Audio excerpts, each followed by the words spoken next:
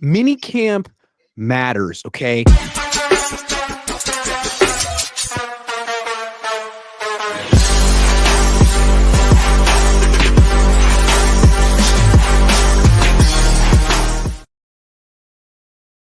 What's up? Welcome to Huddle Up. I'm Grant Cohn. That's Maj Sports and Nick Talks Niners. I was at Minicamp. Talk about Minicamp. Some people who I won't name decided not to go to Minicamp. Now, I'm not talking about Trent Williams or Nick Bosa or Christian McCaffrey. Some people thought it was beneath them, though. Not us, because you learn things at Minicamp. Things happen. Are they in pads yet? No, but they're becoming a team. And if you overlook Minicamp, then you might as well just pack it in for the rest of the year because it's not going to go your way. So I want to talk about impressions. Based on what we've seen so far from this team, what we've heard, are you more confident in the offense or the defense in 2025, and why? I think it has to be the defense. Like, we drafted half of our draft was defensive players. I think I'm more excited for the defense. I think the offense, there's like a couple things I'm excited about. Like Jordan Watkins, he looks really good. I'm excited for him to go out there and actually, like, I want to see him in preseason and stuff like that. But I think this is an easy answer. I think it has to be defense easily. Like Alfred Collins, I'm super excited to see him play. Bryce Huff, adding him. I'm very excited for this defense. I think this defense. There's like 8 new faces. Yeah, there's a lot of new faces on that defense. Offense, there's a couple, but not much. But the question is not what you're more excited to see, but which unit are you more confident in? Or you could look at the other way. Which one are you? Defense. Are you more concerned about? I think defense. Offense. I'm more concerned about than the defense. Okay. I think defense, the only thing I'm concerned about on our defense is our secondary. I think our secondary is a little iffy right now.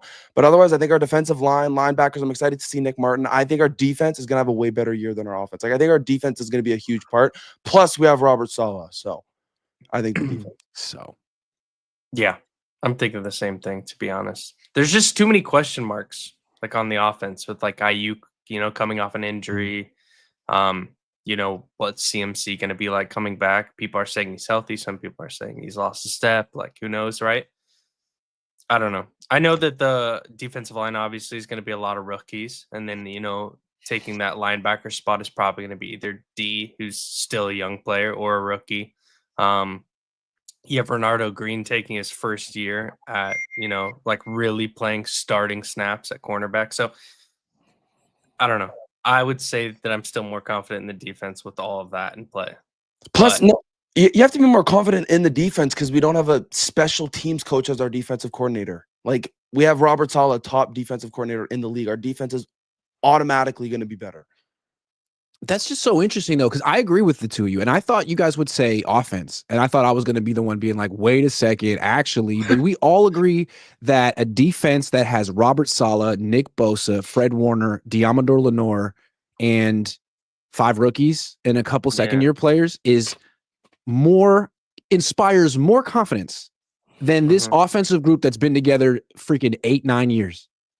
That's kind of counterintuitive. I feel like the offense should be the group that we have more confidence in. I mean, it's Kyle, it's Brock, it's Kittle, it's Jennings, but I think we all agree there's something about that offense. It's not just personnel. There's nothing exciting about it.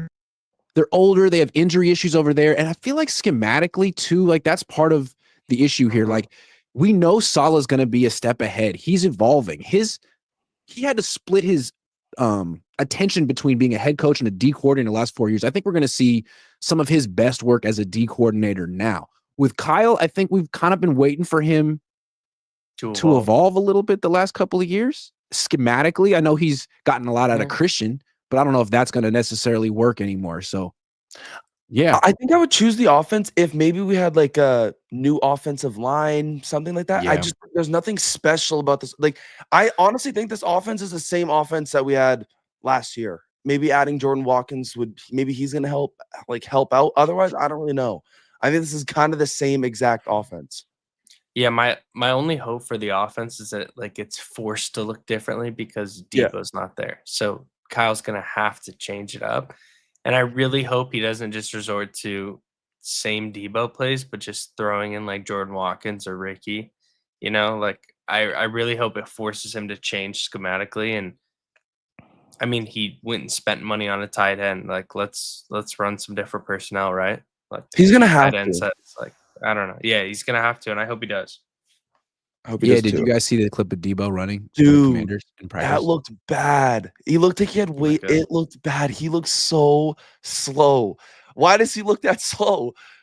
Like I thought he Grant, looked must like have that something. last year. I don't know, man. I think the Niners did the right thing with Debo. They moved on at the right time. I think the offense will be better that he's not on the field. I mean, he gives you Yes. nothing when he doesn't have the ball. And then last year when he did have the ball, which wasn't easy, it wasn't always easy to get it to him because one, he couldn't get open, two, he couldn't catch it. But when he did get it, he still wasn't that explosive anymore. So they should be better without him. I just feel like in terms of creativity, I'm excited to see what the defense is going to have to offer. I think they have an element of mystery. They're going to be doing things that probably they didn't do the first time with Saleh was here, and they didn't do necessarily in New York.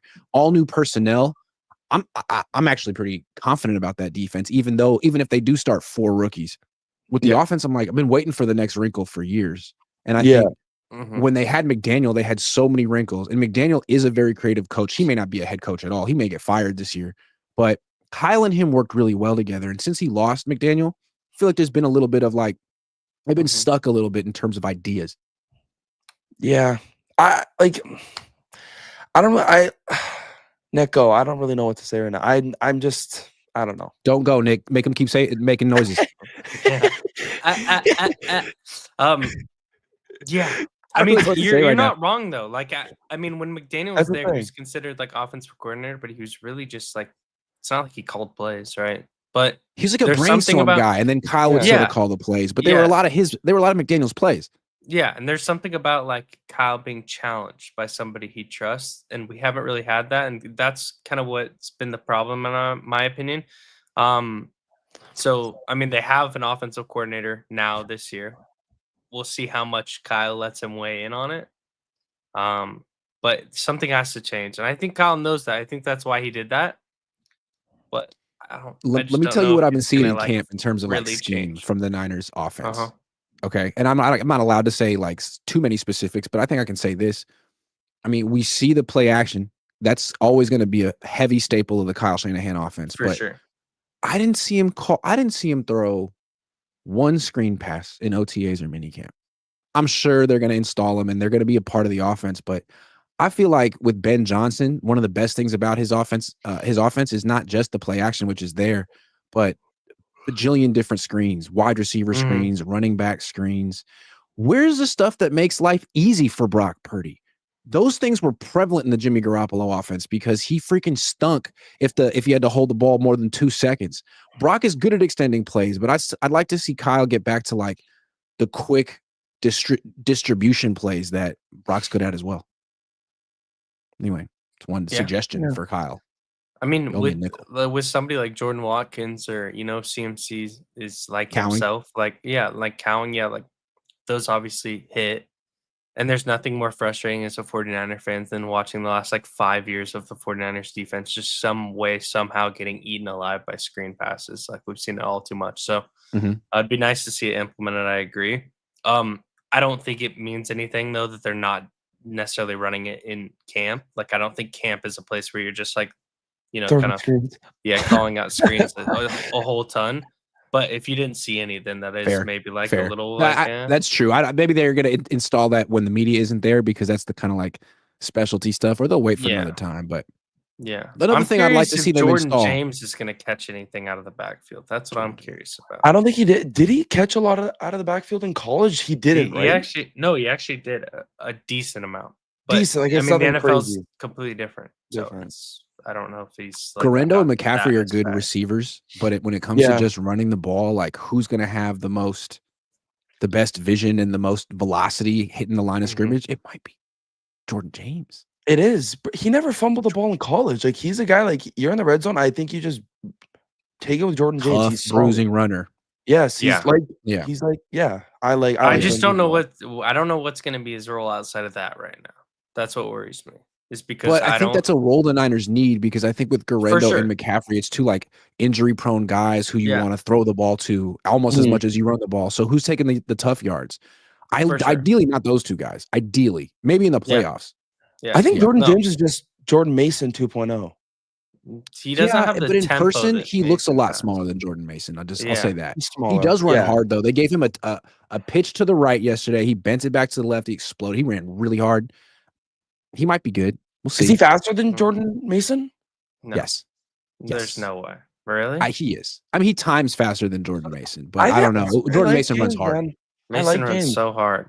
I'm worried that his tempo doesn't change. I'm worried that Jordan James just kind of runs full hard top speed, but doesn't have a Le'Veon Bell he's going to change tempo, start slow, explode. Completely agree. Although I would say that Jordan Mason was kind of the same way too. I would call those guys slam backs. They slam into the line of scrimmage as hard as they can, and he slams pretty hard. I bet his velocity is gonna be pretty high.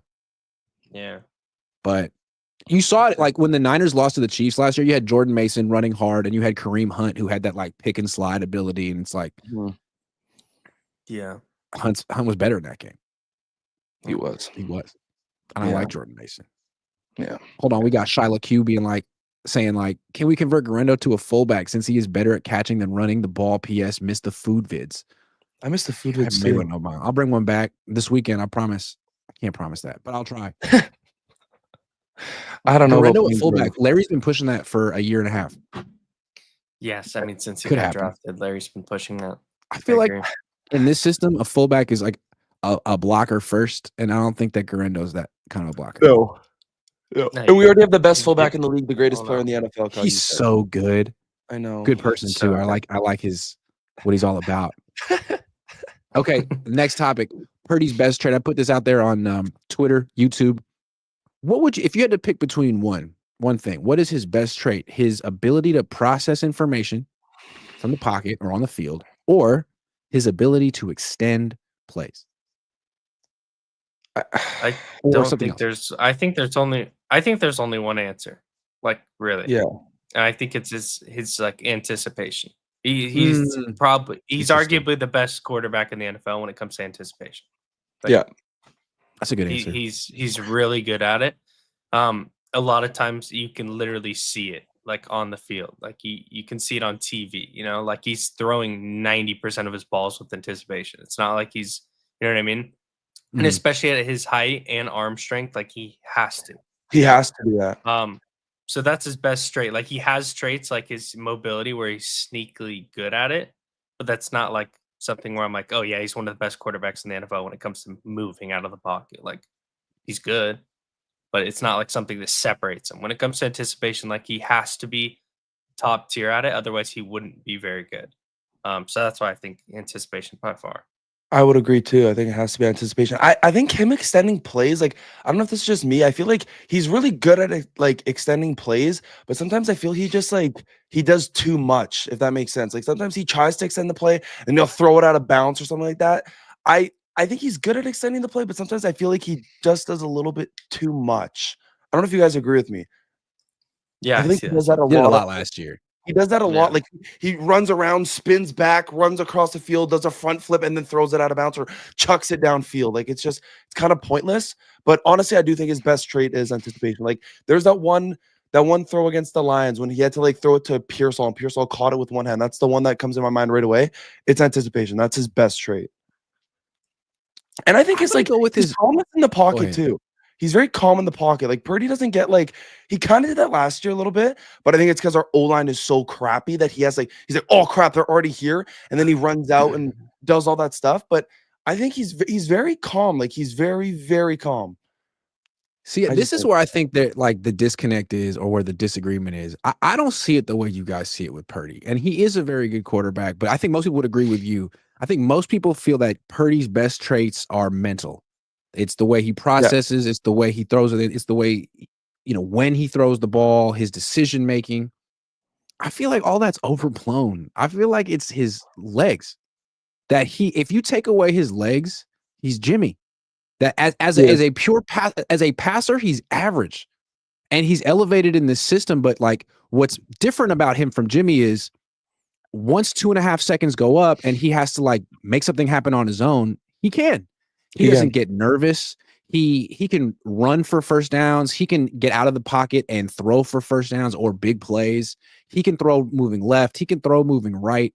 I think that's what makes him unique to the quarterbacks that Kyle Shanahan's had in terms of just like passing. Even Brady says it. He's just like the anticipation is good, but it's also like he has to throw that way. If he had a stronger arm, maybe he'd make better decisions. I think part of the reason he throws so many picks or that his interception rate has gone up 3 years in a row is because he throws to spots.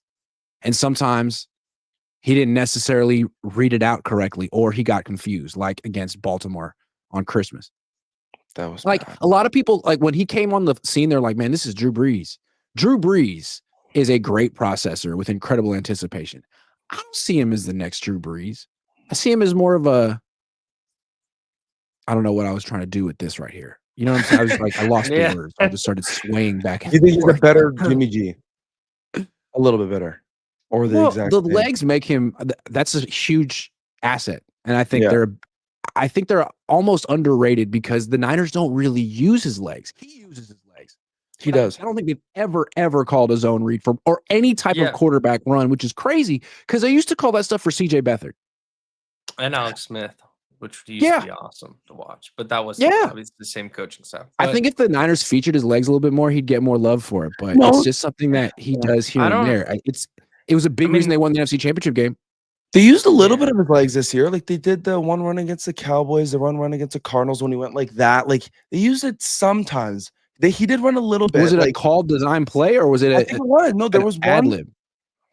I think it was a called design play. Right. You're probably right. It. You're probably right. You have a better memory than me. You're 19. But hey, look, he has two good traits, and I think that's why the Niners like him. He's not just like an athlete who scrambles around and goes off script. Like Caleb Williams, we don't know if he can do anything cerebral. We know that he can go off script and hold the ball a long time. Purdy seems like he can do that and actually execute at a high level from the pocket. And did you guys hear Robert Saleh talk about him yesterday? Yeah, he's very grateful to have a quarterback. He's like, look, man, you don't understand what it's like out there. Some of these teams, like, I would kill to have Brock Purdy on the Jets. You know what I mean? Yeah. I think Brock Purdy, also a good trait about him is his leadership. I think he's a good, he's a great guy and he's a great leader. Like, I think Brock Purdy, he's a solid, he's who you want as a person as your quarterback. I think that's another good trait about Purdy too. He's just a nice guy. He's a great guy. How do you know that? He could be a jerk secretly. Imagine. No, there's no way. No. He would get out, right? In today's day and age. Yeah. He's only been super nice to me. I've never seen Purdy gets mad at players, of course, but he's always so nice. And maybe he does need to get a little bit more mean. Maybe he's nice, but in a polished way, I know what you said about me, but I'm Christian, so I'm not going to say it, but I'm going to kill you with kindness. But I know what you said. Like when he signed his extension afterwards, he had a little press conference and then he could have left, but he stood there as we left and made eye contact with everyone. And he made eye contact with me and gave me a big smile and yeah, look at me now. And I was like, congratulations, Brock. And he was like, thanks, Grant. But it felt very much like, how many times did you count me out, Grant? How many times did you say the Cinderella story was over? Look at $265 million. I love that. I love Brock. He's really cool. No, he's filthy. So his rich. best trait is just his pettiness, clearly, and his ability to keep a smile. And a sense of humor. Yeah. He's just a great guy. I love Brock. Such a good guy. All right. Speaking of great guys that everyone likes, Brandon Ayuk. So the thing about Brandon Ayuk is that he's misunderstood. No one actually understands what he's trying to say. Not sure the Niners do or if he does half the time. But he's been saying things this offseason which make you think that he's dissatisfied with something or other. Yesterday at camp, T.O. took him to the side. Not even to the side. Just talked to him for a while, 10, 15 minutes. And it was mostly T.O. talking. It was mostly Brandon Ayuk listening. And it was so interesting that Patrick Willis and Frank Gore stood and listened to. No idea what they were talking about. I could assume. But what does that say about Brandon Ayuk at this stage in his career that he has to that Terrell Owens feels compelled to come to him and maybe give him some wisdom. Because he's just Brandon Ayuk's making himself look like an idiot. He's so stupid. Like this guy's just I loved Ayuk before he signed his contract. After this, he's been such a douche. Like he's just so his Instagram posts, all like his toque barely on his head. He looks like a complete idiot. His attitude, I don't know. I just hate. Honestly, I'm praying this season Brandon Ayuk comes back, pops off, and then we get rid of him. Like I think T.O.'s talking to him because he's like, what are you doing on Instagram? What are you posting? What are you trying to say right now? Like I don't know. I maybe not hate Brandon Ayuk. Right now I don't like him at all. So maybe T.O.'s talking to him because Brandon Ayuk's being a complete idiot on social media. All right. Wow. Yeah, that was out there. My take Dude, is I hate Ayuk. I hate him. my take is Yeah, okay. We got that. My take is game recognized game. Like let's not forget, as good as T.O. was, arguably like top 3 receiver of all time, T.O. was a diva. Oh, So on maybe a whole different level. Yeah, on yeah, a whole different level. Like Yeah. on a whole nother Yeah, level. but he could be a diva because he was actually a top 3 wide receiver. Ayuk's not even top 10 I mean, right now. for sure. Yeah, but like, Maj, he was such a big diva that in his prime, 3 teams got rid of him. Yeah, during his prime. Okay, that's true. Because he was so out of control. So at least like Brandon Ayuk says cryptic stuff that makes you feel like he might not be all in with the team, but you don't really know. Like with T.O., he left no freaking doubt. He would say it at the post-game press conferences. It was incredible. This was before your time, Maj. yeah, Yeah, it was. yeah. He did not care. My He God. did not give a single. If you know, Brandon gives 3 fucks. T.O. gave none. 0 fucks. 0. Yeah. Like, that was one of the craziest like NFL careers of all time. But now maybe he's 51 years old. He's got some. Yeah. He's got some. I mean, maybe he's pitching him some advice. Like T.O. has grown up. You've seen obviously T.O. on podcasts. Like T.O.'s I would listen to what T.O. has to say, even if he was a diva. Hell yeah, I let would. alone like now where he's at. Like T.O.'s got some good advice, and so it's not like Look at this kid. I mean, look at Tariq. yeah, and Tariq's not a diva. No. Tariq's working hard. You have to think about it too. It's like you have Frank Gore in the building. Like Frank Gore's wanted to help with the draft. Frank Gore's always wanted to help with the Niners running backs, just talking to him, giving him advice. Like some guys are just like that. And it almost is like once you come from like T.O. where he had such a big ego and now obviously like he's made it. Everybody knows he's as good as he was. Like that's like pretty solidified at this point. Like I feel like he's kind of chilled out and just wants to like spread some advice and like talk to players, and maybe he recognizes Ayuk was similar, like down the similar career path that he was. Like, hey, this guy, is kind of turning into a diva after he got paid. Like I was a diva my whole career. Maybe I can offer some advice. I don't think it's anything like out of pocket. I think it's good that we have people like that are, Yeah, like I agree. Teal It's phenomenal. Was great. Teal It's phenomenal. It'd been cool if Jerry Rice had been there too. But I kind of feel like with Ayuk, like he seems like the kind of guy who has a little bit of an issue with authority. And I say that as someone who doesn't, who has an issue with authority. Like, I don't think he likes being told to do. And I think the fact that the relationship is kind of messed up between them, it's I don't know that sending a 50-year-old white man to Brandon to have a talk is going to fix anything. You know what I mean? Like, I think, you know what I'm saying? Like having T.O. go over and talk is a whole different thing. Having Patrick Willis go, Frank Gore go, like that might be a message that Brandon can hear, as opposed to, oh, is John Lynch telling me to like be a pro, or Kyle Shanahan for the 800th time telling me to wear the right shorts. It's like, no. This is T.O. You respect T.O. And T.O. has perspective. T.O. lived it. T.O. was 100 times what you were as a player and as a diva. Grant, so, yeah.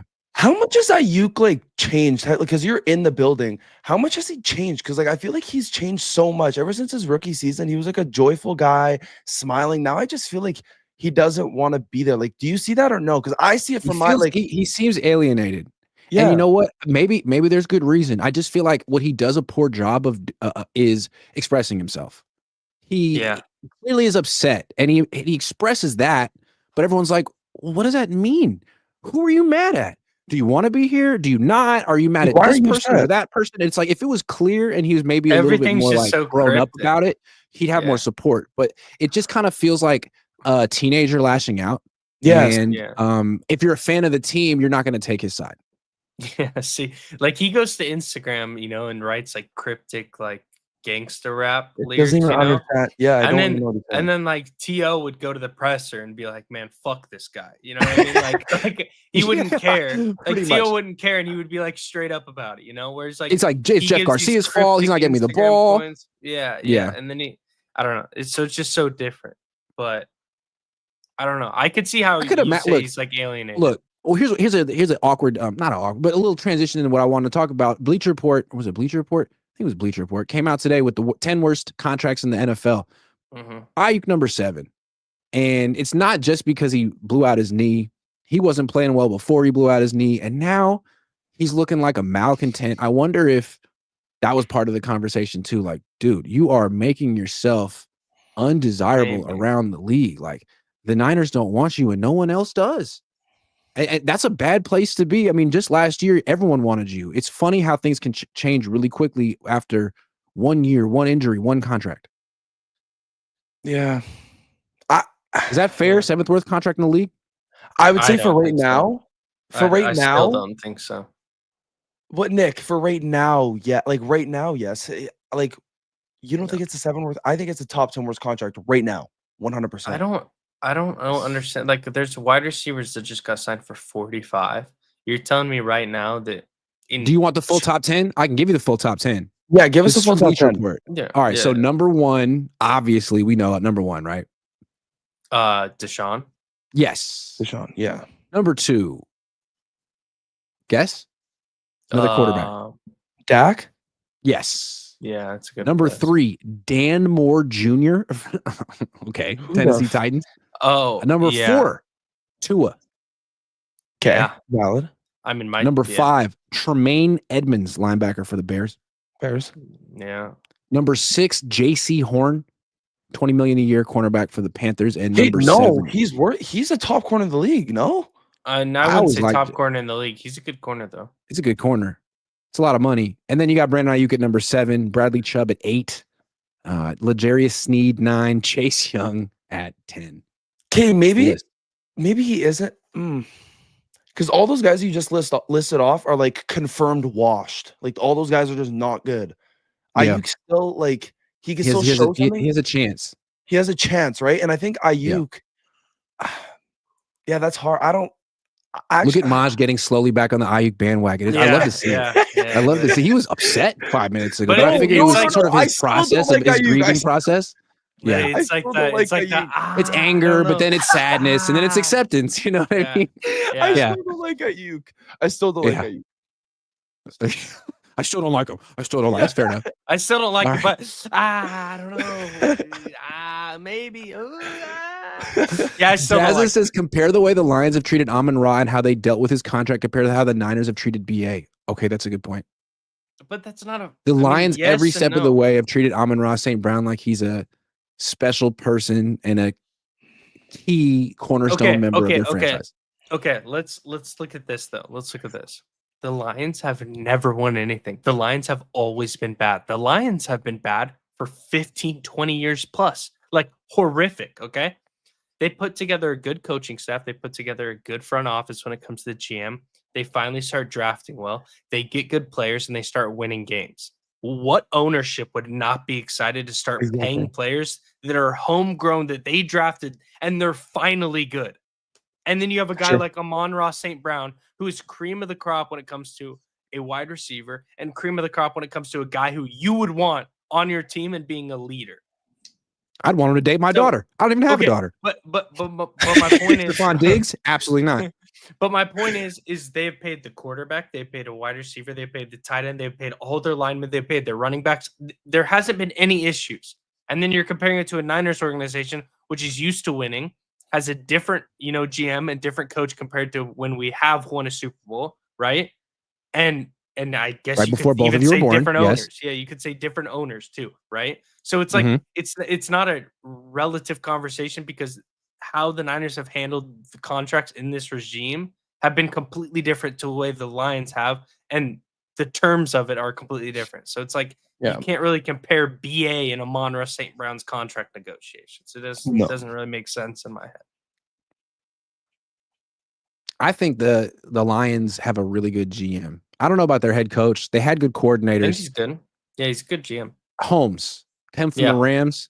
Yeah, he's been on a heater as a drafter last few years. For sure. Joseph Fariel says Brock lost trust in his arms, ability, and wide receivers chemistry to pride last year. His legs are vital to keep him relevant because his ball delivery doesn't reach NFL speed without anticipating schemed open receivers.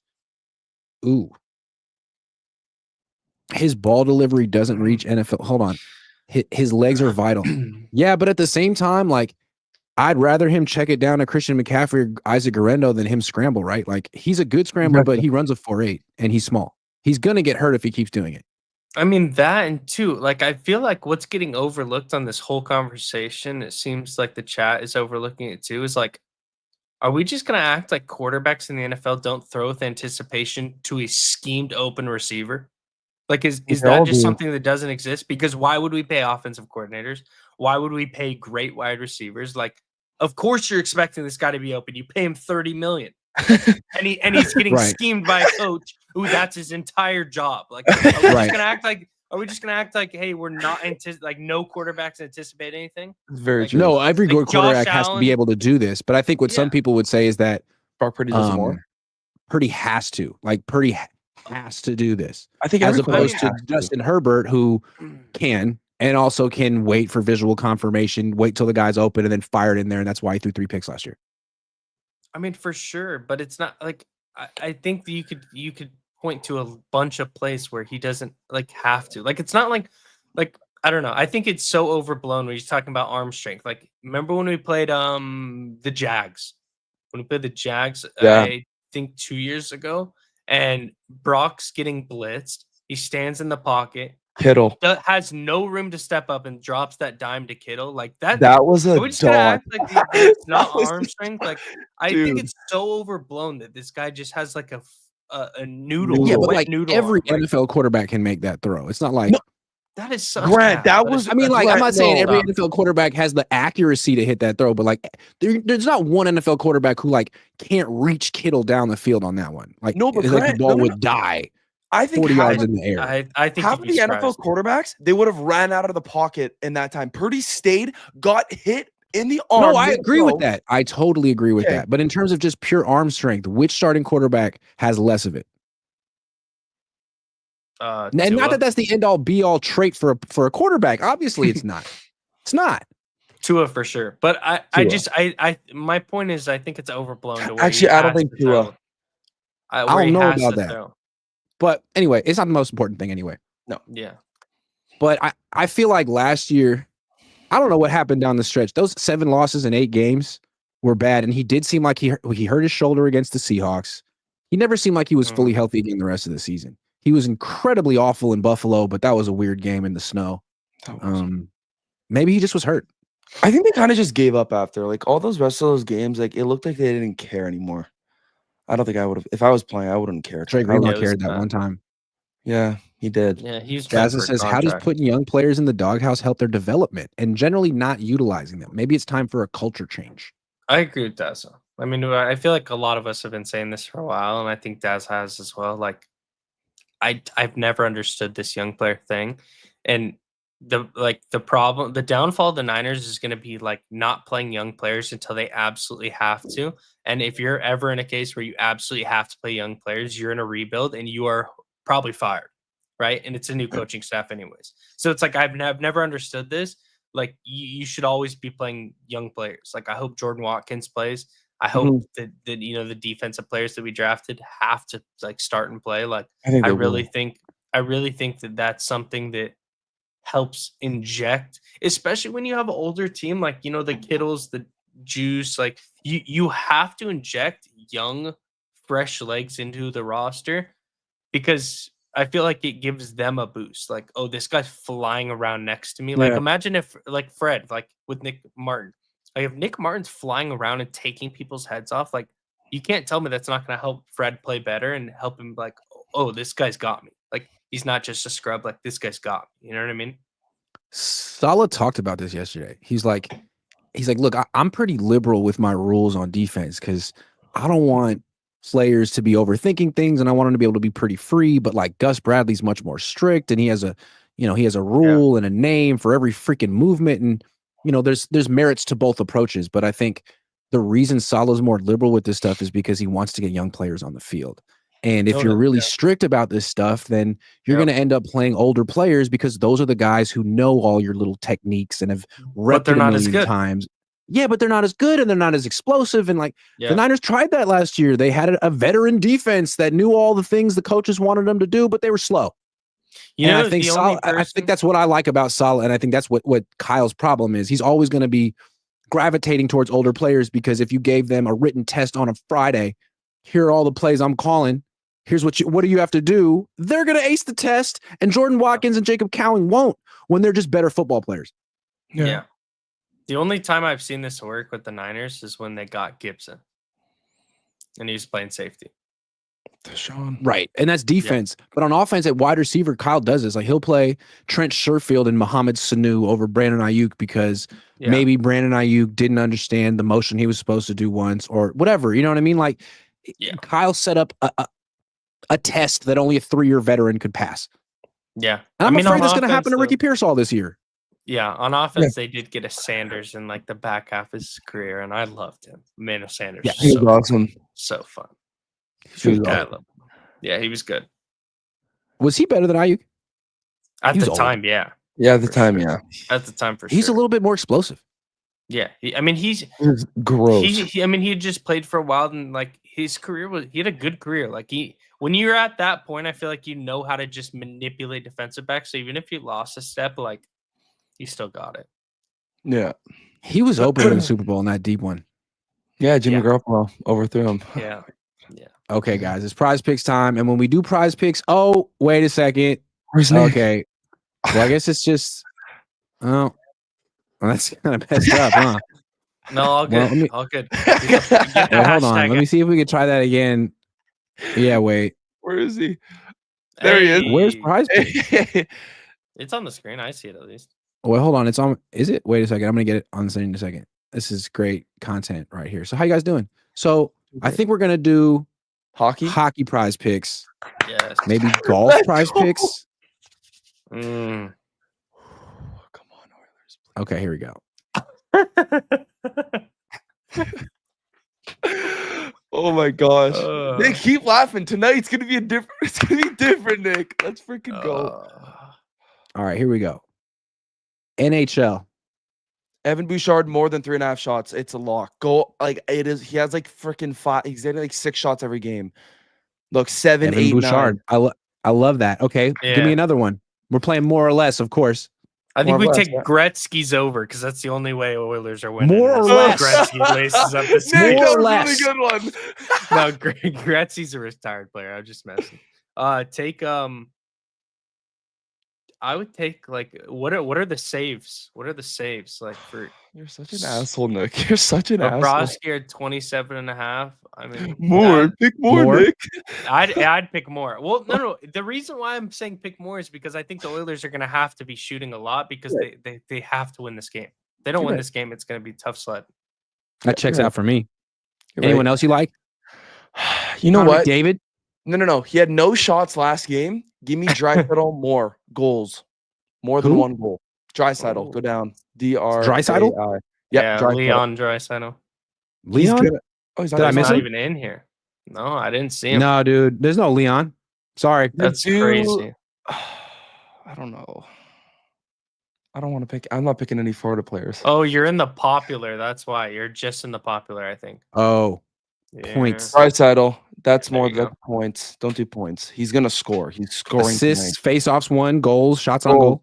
Go do more goals. More goals. More. 100%. Let's go. 100%. 100%. What about PGA? What about golf? Sure. You guys are big into golf, right? Just love golf. I love it's my golf. favorite sport. But there's only one like golfer right now that's just absolutely ragdolling. Joe Quinn. I don't even know how to say the name. Joaquin Neiman. Yeah. Joaquin Neiman. Yeah. because he's about to tee off. Tony Finau. Finau, buddy. Tony Finau? Finau. Sorry. Yeah, there you go. How about Rasmus? Daniel Berger? 73.5 strokes for Daniel Berger. Daniel Berger. Hey, He's one of my favorites. And no scoring available, which means he's been He's putting gonna up blow burgers. it, dude. Daniel Berger more for Daniel. I don't. Daniel Berger sucks. Yeah, he's been That's how I putting up feel. burgers. What about Rasmus? Burgers. What about Rasmus Nurgaard Peter? I don't even know how to say that name. Oh, him? Oh, he's gonna have a great day. I'm gonna go less. Great day. Love him. He's Dude, he doesn't even have a picture on Prize Picks. But I know all the golfers really well. My bad. Okay, that's my play for the day. Some action. Has he been playing all those par action. threes? Yep, the long ones. Download The long ones. Prize Picks. Use promo code CONE. Play 5, win 50 instantly on your first play. All right. Yep. All right. So Jair Alexander is available. No one seems to want him yet. Should the Niners get him? I want him. Jeez. Why? Dude, he's great corner, and you're gonna get him on a prove it deal. Like, come on now. You sign him to a 1-year prove it deal. Don't risk don't mortgage any future. You're not gonna have to give up a draft pick. He's already been dropped. I agree. Him. Ronaldo Green can learn from him. We're running nickel 65% of the snaps. So kick either Ronaldo, let him play nickel, or Demo has so much versatility. Kick Demo inside, and you got a crazy good cornerback trio. I'm worried about the safeties, so I think the more so we could shore up the cornerbacks, because right now our cornerback 3 is either going to be Luter or who else? Like Brown, Stout. Yeah, you guys don't believe in Upton Stout? No. I believe in Upton. I did forget about him. I do believe in Stout, but I don't like. What worries me is like he's a strong, like for his size, he's strong, and he's not like a slouch. Like it's not like he's like 5'8" and skinny as hell. But Nick, do you think Alexander's I'm worried about his rookie year. Do you think Jair Alexander's gonna like accept a 1-year deal, or do you think he's gonna like want more than that? I'd be shocked if he gets like a 3-year deal from somewhere else. Like I think he's gonna have to have a prove it deal. I just don't know if his agent would want that. Like that's the only reason I'd want Jair Alexander if it's a 1-year prove it deal, because I think that's an easy sign for us. I would love. I feel like Jair would take that, and I feel like that's what a lot of teams are gonna offer him, because if he like takes a 1-year deal, plays well, he's getting a 3-4-year deal right after that. And he's getting a bag too. So I don't think they're going to sign Jair, although you guys make good points for why they should. I don't think Saleh wants to. I think Saleh wants to play the young guys. I think Saleh wants to build his young defense right now. And maybe that's what Gus Bradley and Saleh didn't really do it, but that's what Pete Carroll and Gus Bradley did with the Legion of Boom. They drafted a bunch of young guys, played them right away, and it worked out. That's true. I don't know if they can do it again like that, but I think that's what he wants to do. And the thing about Upton Stout, he was the one rookie playing with the starters on defense yesterday in minicamp. Michael and Alfred are hurt. Nick Martin and CJ West are still playing with the backups. They look good, but Upton has an opportunity because they're so thin at cornerback. And he's short, but he's really sticky in coverage. He's super strong. And I think he's got a little bit of potential as a blitzer. And I think you got to try to figure out what Saleh wants to do on third down. And I think he's going to bring a lot more pressure than D'Amico did and Wilkes did and then Sorensen did. And when he brought pressure his first stint, he often liked to bring the nickel back. And Lenore has like 1 sack since high school. So I'm not surprised that he wants to move Lenore out of there, because the nickel back is almost as much of like a pass rusher as a coverage guy on third down for Saleh. Yeah, I mean, think about how much K1 Williams used to blitz, and then they said Upton reminds him of K1. So it's like K1 wasn't a guy that liked to put in man-to-man coverage. He's short, and he wasn't a great. He wasn't very good. No, but like as like a run defender, as a zone defender, as a blitzer, super good. And like that's Upton Stout's game. Although I think he actually has much more potential as a man-to-man guy than I think so too. K1. I think he moves better. K1 just moved like goofy, and then he'd get those like every a couple picks a year where like Fred would tip it, and you're like, oh my gosh, it'd be like a crazy pick. But then shark. Yeah, but then you'd watch him in coverage against a slot, he would just get eaten alive. Oh my gosh. No, Jimmy Ward was so much better in the slot in actual coverage than K'Wan Williams was. But I think what you're going to see is on third down, Salah's going to want offenses to not know who the 4 or 5 rushers are going to be. That's what it's all about, right? Simulated pressure. He could rush 4, but it could be Upton Stout, Nick Bosa, Bryce Huff, and Nick Martin with Michael Williams dropping into coverage. You know what I mean? Like, or so much creativity. I mean, that's the kind of stuff that the Seahawks are doing. Like, that's what the best defensive coordinators are doing. All that like 7 or 8 pass rush threats, but we're only going to bring 4 or 5, and you have no idea who they're going to be. I think that's what he's trying to build. Because the pass rush stunk last year. It was vanilla. It was predictable. It was straightforward. 4 rushing at you with the occasional twist and stunt. Like, that's not enough. No. It was too vanilla. Way too vanilla. Too vanilla. It was actually making me mad at that point. Like, I felt like pissed I could off. have picked up something better than that. Grant, I thought D'Amico was pretty conservative too. He was really good, but I never was super impressed by any pressure he called. But I thought Saleh before he left was, especially in 2020 when he didn't have. Yeah, I think D'Amico just, even though it was like more so vanilla, he just had him playing so hard. Where with Sorensen, Sorensen, it was just like it didn't even look like they wanted to be there. Like, I don't know how to explain that. Like, and Steve Wilkes tried to not be vanilla, but it didn't seem like the players bought into what he was trying to do. The defensive backs did. I think the defensive backs saw his value, and like they all played much better than they had played the season prior. Ward was so good. Yeah, I mean, even Demo, like that. Demo took a massive step with Wilkes. That's when the he rest became of the defense, good. It just wasn't really there. That's why I'm interested in the Jets this year because Wilkes is over there. Aaron Glenn's a good coach. Is he? He's the D coordinator, is what? Defensive backs coach or what? D coordinator. He's the D coordinator. That is interesting. Sauce. So what if Sauce just has the best year and just wins like deep boy? He won't. Sauce. I didn't think about that. It's the second time that Wilkes is sort of taking over a Robert Saleh defense. And Sauce is cold. He was cold sauce. I like hot sauce. Yeah, maybe. That was so bad. All right, guys. Thanks for watching another incredible episode of. Before I go, I want to say that check me out on TikTok. I just made an account on TikTok. I have 1,400 followers, and it's interesting because, like, on YouTube, I feel like the OG and like the big dog because I've been doing this and I have a bunch of subscribers and stuff. But then I go on TikTok and I look and I see Maj has like 13,000 subscribers and he's hella people watching him. It's a whole role reversal. So I'm I'm on with Maj from TikTok, dude. Like, damn. Grant, is this you? Yeah. Yeah. So Grant's right now, the rookie. Grant's the rookie, so I'm gonna hit up I don't understand how TikTok works. Sometimes you'll make something and it'll blow up, and other times you'll make something and it won't. Great though. Yeah, your views are freaking great. It's all. I posted a 5-second video of Jordan Watkins on TikTok. It got like 350 views. I posted the same thing on YouTube Shorts. It got like 40,000 views. So I don't quite understand the algorithm. But great. You talking about the 49ers got 70K. Good shit, Grant. Let's go. Let's go, Grant. It was just me saying about how good the Niners are and how they're going to win all the games. It seems like it works. I just rage, like half of my videos are just rage bait. I just rage bait people. I'm like, the 49ers are going to win the Super Bowl because of this. And then everyone's like, oh, you're such an idiot. But it's just, I get views. I like when you made fun of the Cowboys for the George Pickens trade. Yeah. Yes. That was good. So yeah, definitely go on TikTok. Follow me and Maj. Nick, are you on TikTok? I am. Yes, I am. How do I not know that?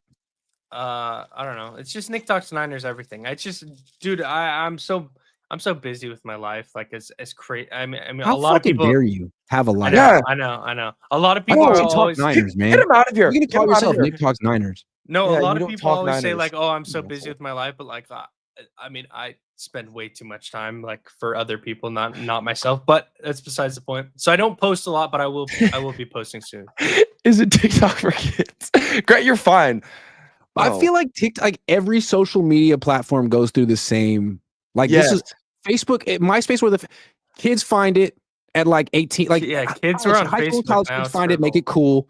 Then everyone jumps on it. Then the high school and college kids leave to go to the next one, and it's just a never-ending cycle, right? Facebook, Instagram, TikTok. Yeah. It'll be something else in 4 years. and my old ass is gonna be there pretending I'm 25. So My stay dog. tuned. Huh? I said my dog. Yeah.